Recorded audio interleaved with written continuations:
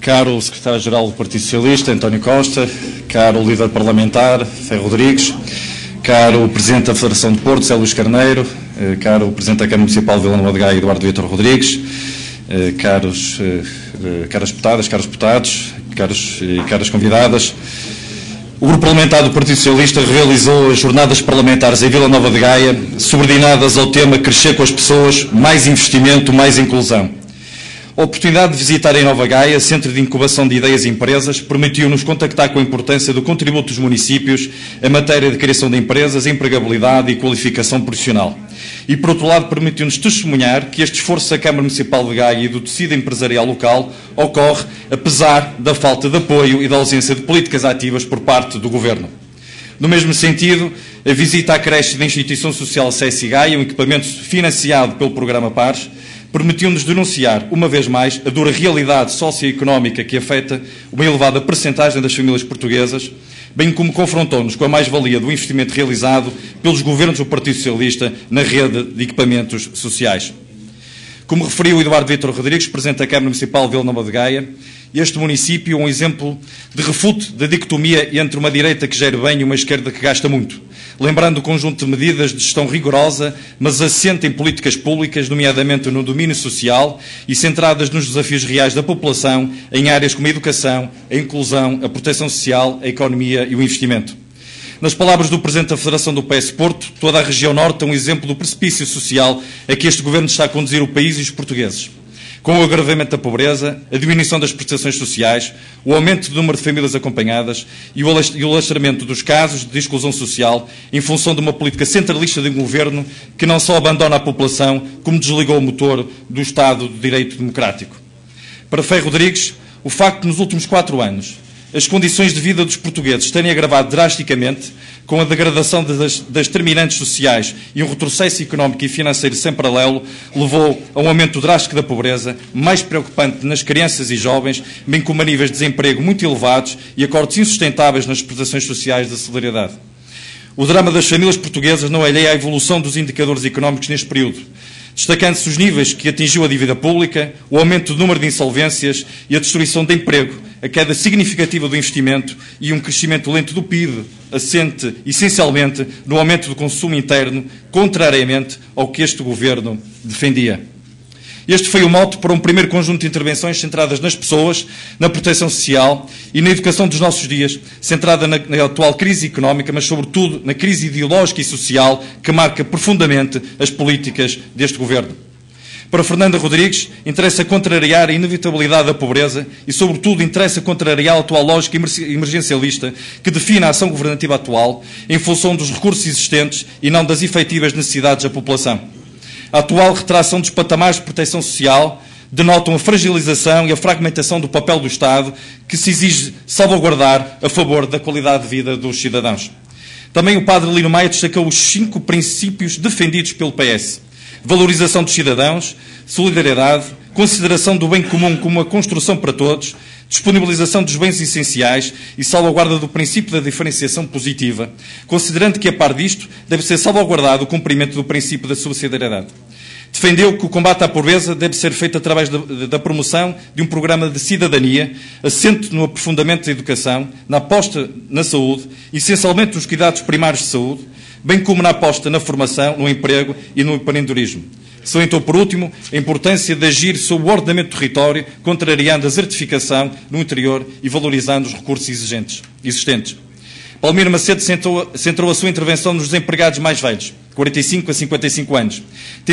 tendencialmente associados a baixos níveis de qualificação, atenta à incapacidade do mercado de trabalho de absorver este grupo, tendência que tem sido agravada pela débil recuperação económica. Os empregos criados não se adequam, regra geral, ao perfil dominante destes desempregados, sustentou Palmiro Macedo, para quem a crise acentuou a vulnerabilidade dos adultos pouco qualificados e aumentou o risco de uma larga margem da população viver permanentemente fora do mercado de trabalho. As prioridades em termos de educação para Portugal são, para Augusto Santos Silva, a universalização do ensino básico e secundário até aos 18 anos, um regular sistema de ensino superior e o desenvolvimento de um sistema científico-tecnológico nacional,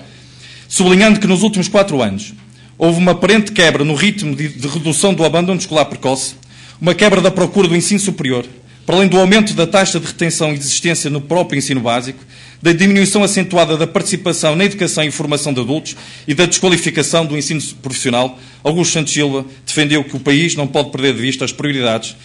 intervindo em pontos críticos da educação, tais como o novo programa de educação e formação de adultos, uma efetiva avaliação custo-benefício das medidas deste Governo, uma descentralização de competências que não retire a autonomia das escolas, mas que a reforce, e o lançamento de um programa com metas e calendários para a reordenação da rede de ensino superior.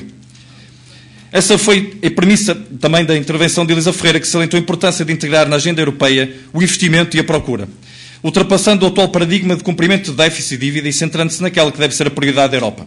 criar políticas de combate aos atuais problemas estruturais, económicos e sociais. As disparidades não param de aumentar e as condições para que elas desapareçam estão cada vez mais difíceis. Portugal apresenta uma quebra de investimento assimétrica e preocupante, que revela a necessidade de canalizar a liquidez existente para o reforço do investimento e potenciar o capital próprio das empresas, sobretudo das pequenas e médias empresas. O plano de Juncker, ainda em negociação, pode ser a resposta para esta realidade, ou atrair investimentos privados para a execução de projetos estratégicos, mediante contrapartidas na contabilização dos capitais, a qual não deve ser alheio o potencial dos fundos estruturais que urge salvaguardar.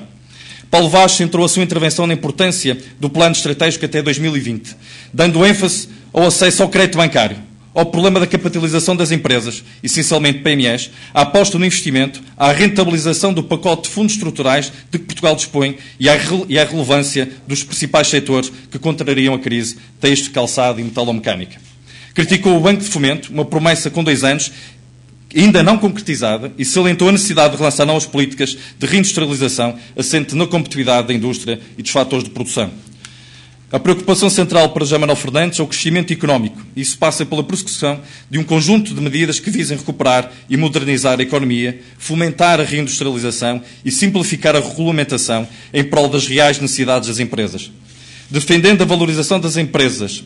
de cadeia de valor, enquanto garante sustentabilidade sem quebras definitivas, salientou a importância da ligação entre as empresas e o mundo universitário e da aposta na competitividade industrial, que deve assentar no desenvolvimento de políticas públicas que reforcem a qualidade, o preço, o prazo de resposta e a criação de valor das empresas.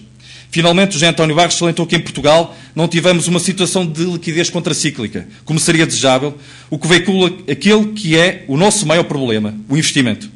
A tónica da sua intervenção incidiu precisamente na necessidade da criação de condições de financiamento, bem como na aposta na concentração formal e informal de empresas. Atualmente, apenas um segmento muito limitado de empresas tem acesso ao crédito de taxas de mercado. Isto porque os bancos criaram uma percepção imperceptível do risco.